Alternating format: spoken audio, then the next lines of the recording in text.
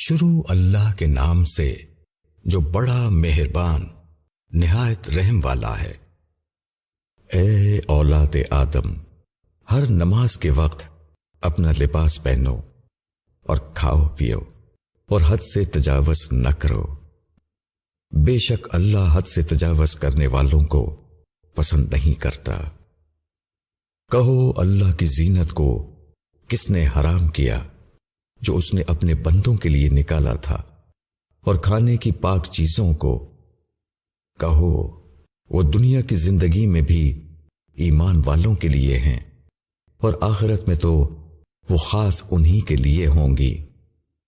اسی طرح ہم اپنی آیتیں کھول کر بیان کرتے ہیں ان لوگوں کے لیے جو جاننا چاہیں۔ کہو میرے رب نے تو بس فحش باتوں کو حرام ٹھہرایا ہے، وہ کھلی ہوں یا چھپی ہوں، اور گناہ کو اور ناحق کی زیادتی کو، اور اس بات کو کہ تم اللہ کے ساتھ کسی کو شریک کرو جس کی اس نے کوئی دلیل نہیں اتاری، اور یہ کہ تم اللہ کے ذمے ایسی بات لگاؤ جس کا تم علم نہیں رکھتے۔